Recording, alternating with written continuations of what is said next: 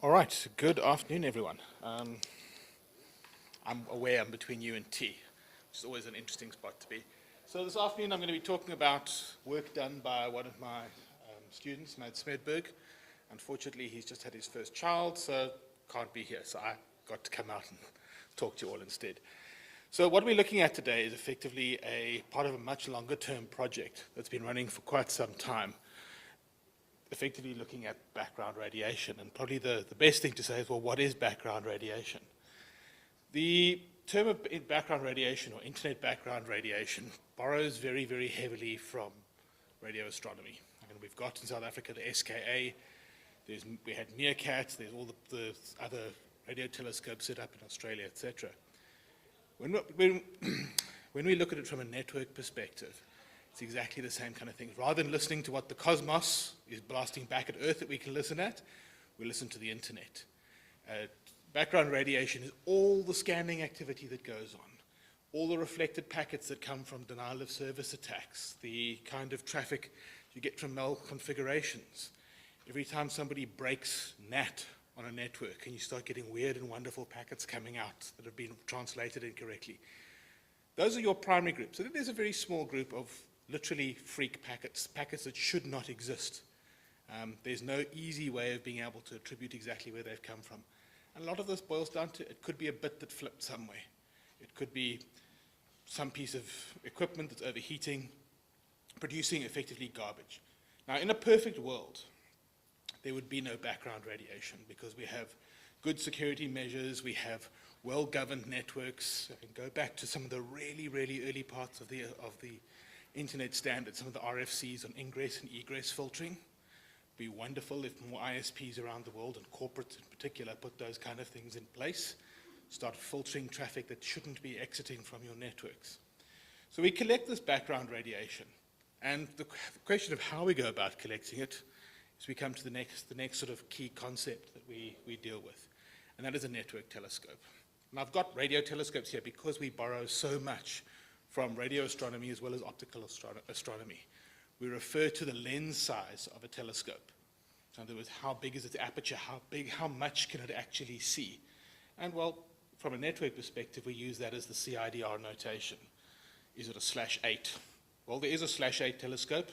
1/256th of the internet's traffic is just listened to, operated in California. Unfortunately, I don't have a /8, but I've been very fortunate for nearly 20 years now to have operated a fleet of 5 telescopes here in South African IP space. Currently, they are hosted by Sanren and Nikki's, to which thank you very much to them for hosting that and providing the IP address space. But effectively, what we've got with a network telescope, it's a normal PC type system, just with some special routing set up. The net blocks that we monitor, the so-called telescope address space, is routed directly to our machine. We can take it, we can use packet capture, we log it, and we have a firewall rule that throws all packets that we receive away. So it's actually indistinguishable to anybody out there. Is the traffic going to a network telescope, or is it just literally falling on the floor? That there's nothing there, it's dead, a dead endpoint. And by looking at this IBR that we collect, the internet background radiation that we collect on the network telescopes, we are able to go about getting some insight into what's happening on the internet. We can see worms that have come out. A lot of study has been done. Some of the earliest work done with network telescopes was on looking at the Whitty worm. I don't know how many of you was on the internet back when Whitty was running around in 2003 through 2004. SQL Slammer came out in 2003. Work's been done on that. We had Blaster, Configure, Apache Scalper. A whole lot of these things gone. More recently, work has been done on when Mirai came around in 2016, and suddenly the whole face of IBR and sort of internet scanning changed. So we can be able to analyze those kinds of things. We can get other insight. We can see from the time that a new IP block has been allocated, made available, how long before it starts emanating pollution out onto the internet. And the sad news is it's not particularly long time. Some of the IP blocks, as little as a week from the time you can see the allocations on the regional registrars, you can actually start picking up emanations coming out of them. Why? Because usually it's a Windows machine that's been connected to the internet, it's infected, and now it's going to happily try and infect everything else out on the internet. But we can study other things, and some of the work that's been happening at the moment is looking at different scanning techniques, how different pieces of software scan. You can actually identify, based purely on the IBR we can collect, is this mass scan that was used? Was it Nmap? Was it Zmap? Is it one of the many Mirai family IoT bits of malware? A couple of years ago, we were able to take scanning traffic coming in on 445 TCP, and by looking and understanding the vulnerabilities and the misconfiguration in the configure malware scanning algorithm, you could quite easily see, I'm seeing scanning activity, but it's coming above sort of .128 in our /24 network. It's definitely not configure, because configure had one of those classic off-by-one errors in the scanning algorithm. So we've had a long history of network telescopes. As I said, I've been working with them for nearly 20 years. This year is actually 20 years since the first big telescope was put up in the States. And there's a wealth of papers that have been developed around that. So the question really is, what does this all have to what we're talking about today in terms of the actual paper? The paper that we're looking at today is, as I said, talking on behalf of one of my students, is trying to take a comparative look back in time. A seminal piece of work was done in 2019. This was one of my master's students at the time at Rhodes. He did a very detailed deep dive on a year's worth of traffic in an African IP block. I won't tell you which IP block it is because I don't want you polluting my network, but it's within 155/8. That said, if you understand how networks work, it's really not difficult to work out where these kind of things actually are. So Wadig went through and produced this really detailed analysis as part of his master's thesis. So last year, Mads decided to revisit this. We'd had a 6-year gap in the analysis. So Wadig's work had been 2019. He finished up, but we were looking at 2017 data. A lot's happened in the world in the last 6 years. Notable events are we've had COVID, which created all sorts of chaos on networks around the world and has in many ways changed the face of a lot of the traffic that we're seeing. We've seen the widespread deployment of IoT-based malware that is not only just malware, but is really aggressive in its scanning techniques. We've seen a whole lot of cyber conflict come up. There's the Ukrainian invasion that happened in 2022, and unsurprisingly, there was a physical conflict. It was matched by a fairly large degree of cyber conflict, particularly around things like denial of service. We're seeing exactly the same kind of digital echoes now, or the last year, with the conflict in Gaza as well. So the goal of this particular project, of which this paper is just one of the small portions of it, was to say, well, how have things changed? What can we learn from it? Because we have a really interesting opportunity that we can use exactly the same IP address block. So that's one fixed point. Topologically, on the network, it's sitting in exactly the same place. So there's no further bias as to it sitting on a new place or a new hosting center or anything like that. So we've got 2 fixed points. We also have this point of reference going back to 2016, where, we can see what's changed. And there's some really unexpected things have actually come out. I could probably spend an entire day just talking about the fun and games playing with data analysis. Your free takeaway for the day is don't use Wireshark, it sucks. And then there's a star going with that. Wireshark sucks when you start doing analysis in the tens of millions of packets. The 2024 or 2023 data, I think, was 650 million packets. At a conservative estimate, you'd need around 7 to 8 terabytes of RAM on your machine for Wireshark just to load that data, never mind actually do anything useful with it. So with that out the way, what do you use? And a lot of it boils down to the simple things. TCP dump, the great-grandfather of all packet processing tools. Being able to doing filtering, a lot of text-based processing tools, lots of custom Python. And why Python? Because it's quick and easy. It's not as fast as C, but it's certainly a whole lot faster to write your kind of analysis tools. So we ended up developing a whole bunch of sort of fairly custom analysis tools, and if you're interested, you can go, the links in the paper, you can go and find the tools and some of the data on a GitHub repository. So I don't want to get sort of sidetracked into the data analysis, as exciting as that is. So we can actually look at what is some of the data. And really what I want to do here is provide very much more of a sort of big picture. If you want to go and read the details, it's in the paper. But it's about what is the takeaway, what is the really important, the significant things that we need to consider. So here's a basic comparison between just how the traffic was distributed in 2017 versus 2023. It's relatively even. We see that 2023, there was a peak in the sort of July-August period. It's not a remarkable peak, but there was a peak. That was related to certain types of scanning that picked up there. But we see the same thing back in 2017. There were 2 months that were significantly higher than the rest. Probably the most significant thing in this plot, or sorry, this table, is to look at the totals at the bottom. 174 million. Sounds like a big number.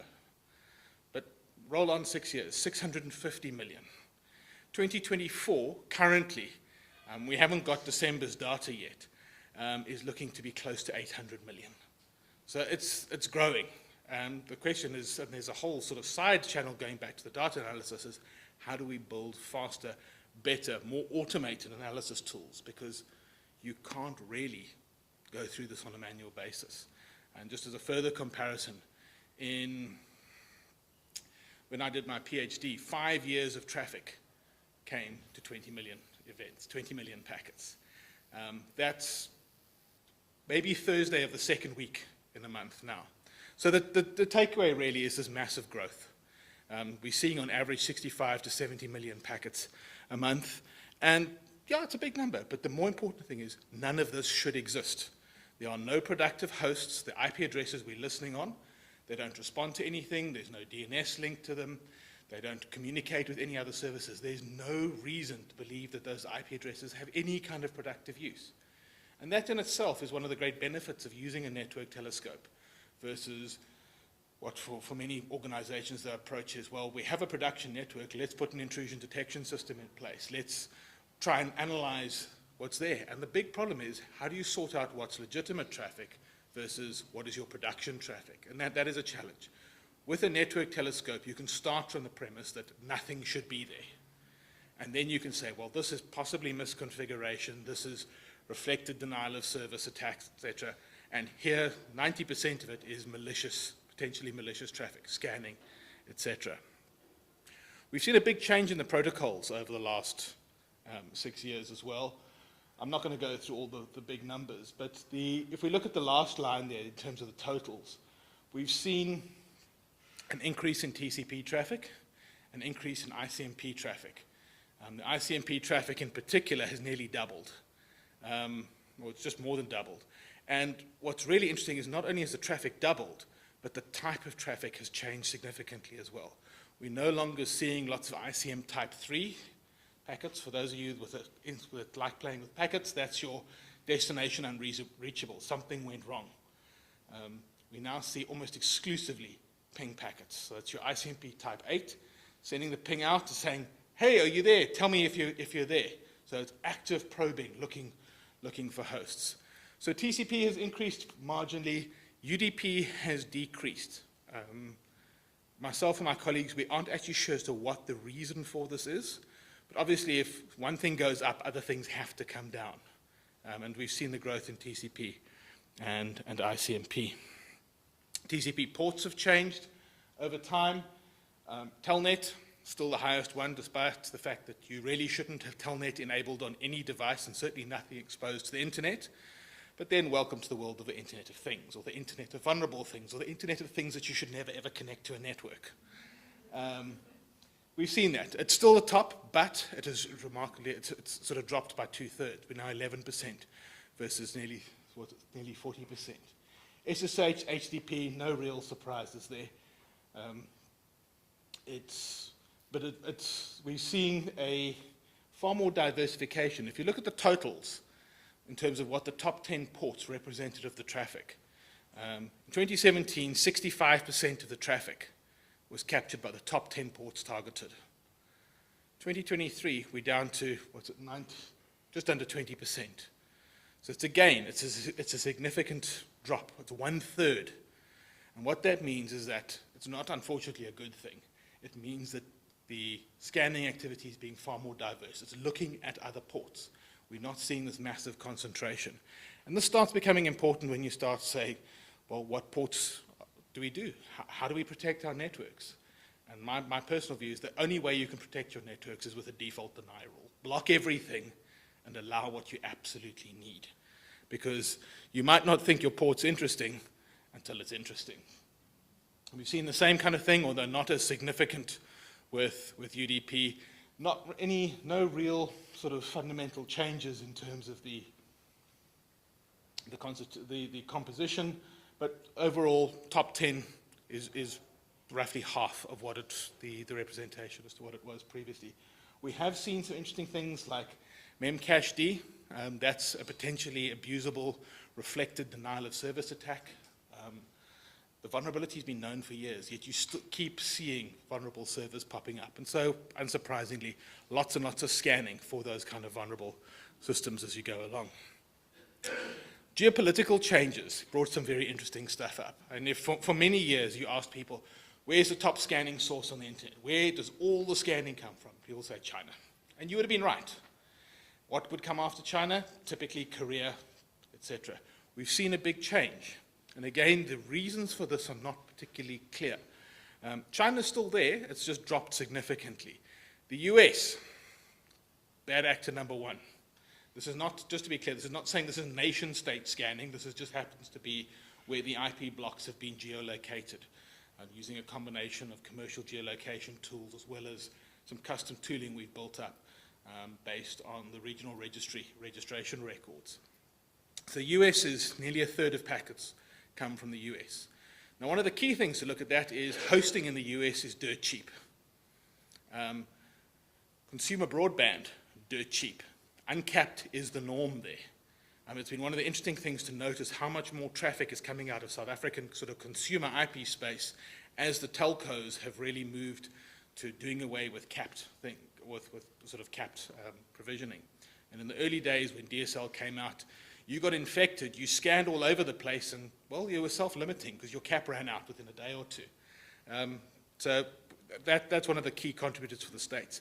The same in the Netherlands. Cheap, but again, the Netherlands is probably biased by the vast number of hosting centers that are there. One of them in particular being OVH. OVH has also got presences in France. They're a hosting provider, let's just say, has a very grey relationship with regulation. So they are commonly used by, I wouldn't say your sort of hardcore cyber criminals who would use more bulletproof hosting, but they certainly are, if you're running a host and you're scanning, they're not going to be in a hurry to take your systems down. So that's possibly one of the reasons that we're seeing this high prevalence of the US and Netherlands. And then we see China, Germany again. Why Germany?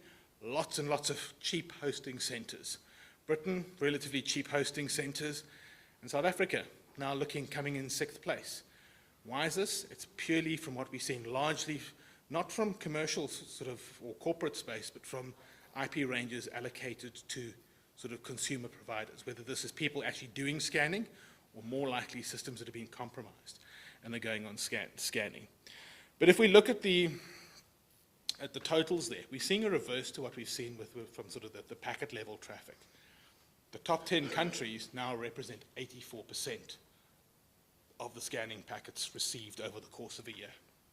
You can dive down into all of this. On the GitHub is a copy of Mads' actual full thesis, which has got pages and pages of tables if you want to go through all the gory details. But we're seeing so now very much a concentration around it. Last couple of things, really just, these are hand waving. We can see sort of trends over time, how things, we get a spike and a dip and a spike. The protocol distribution was an interesting one. One of the top 5 net blocks, we only pretty much saw UDP traffic from them, what's in orange there. It's just the kind of anomalies that you actually pick up. This is just showing again some of the top net blocks, mapping them over time, and that you can see there's very different profiles. They're still the top, but some of them are very bursty, as we see in the top corner. Others have a more sustained activity over time. So what did we really find? We did a high-level comparison, and I'm calling it a high-level comparison because to do a deep dive comparison is a whole pile of work, and it's actually being broken up into several other sub-projects. We've got some insight into what are some of the fundamental changes, and certainly for this paper, what we did is we tried to pull out and highlight what we thought some of the most significant changes were. Certainly by no means all of them, and there were a whole bunch of other interesting case studies that one unfortunately couldn't include in the paper. We'll find some other home for those in due course. So we've talked about the protocols, we've talked about the changes in traffic destinations, but the big takeaway is increased diversity in what is being scanned. More is being scanned more often. ICMP we've talked about, and then the geolocation stuff. The move away from traditional sources of IBR, Russia, China, Korea, to Western countries. So the US, Great Britain, Germany, Netherlands, Canada pops up as well. So that brings us to the end. As I said, there's data summaries available. If you want more or are interested in more data, please just get hold of me. I'm quite happy to share data with the agreement in place. But yeah, you can have a look. You can see some of the tools we've used. There's CSV summaries of a lot of the data if you want to go and play with this in some other kind of tool, Tableau or something to do some other kinds of exploration. So that's it in sort of a nutshell. As I say, in the paper, there's a lot more discussion around the mechanics, the details, etc. Great, thank you very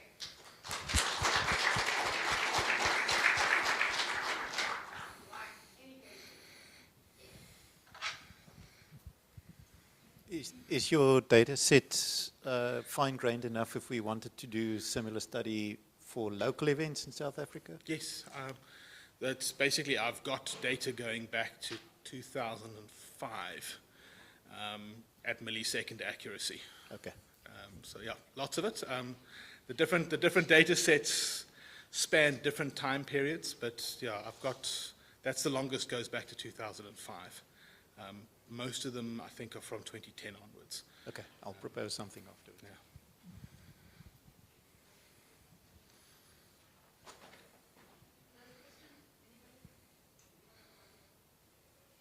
Are these trends reflective of what's happening in the rest of the world as well? It's anecdotally the same, and one of the tricks is people are very protective around their kind of data like this, so it's not easy to get access to. One of the other projects I'm running as a PhD project is we've actually built a new type of telescope called a cloud telescope. We've spun up a series of instances at all the sort of 26 AWS presence nodes around the world.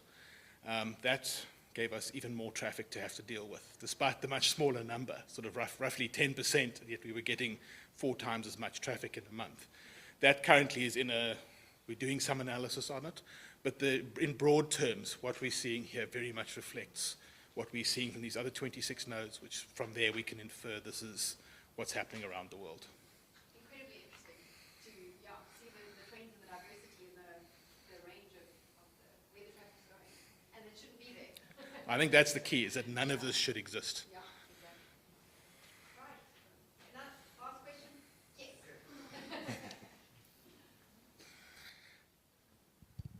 Thank you very much for the presentation. Just a question around tools that you are using to collect and analyze this data.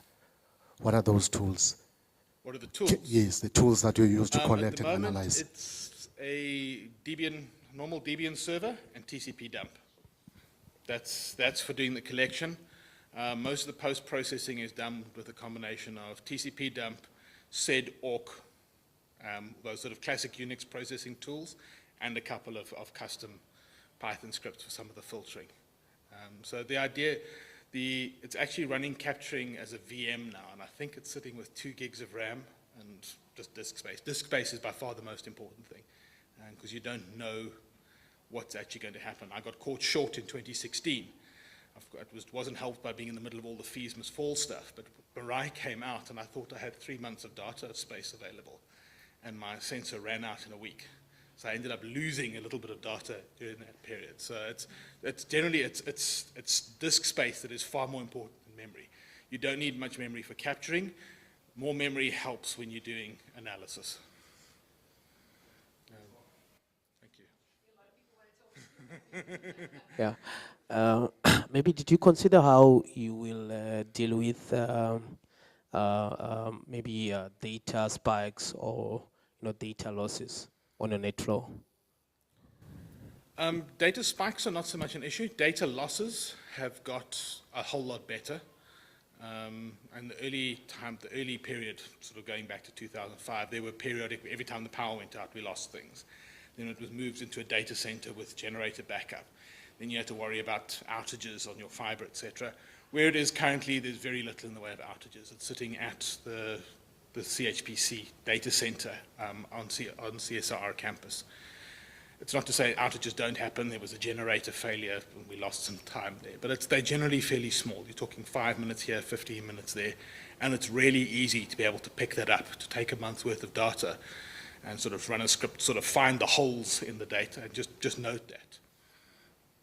But data spikes, you don't know when they're coming. You can get a huge spike of traffic and then nothing. But data spikes are not so much of an issue in my mind as the gaps. But when you're collecting enough data for long enough, the fact that you lost 500,000 packets probably, 500,000 out of 70 million doesn't really make that much of a difference statistically. You might have missed some very specific event, but you're not going to miss the general trends. Super. Thank you very much.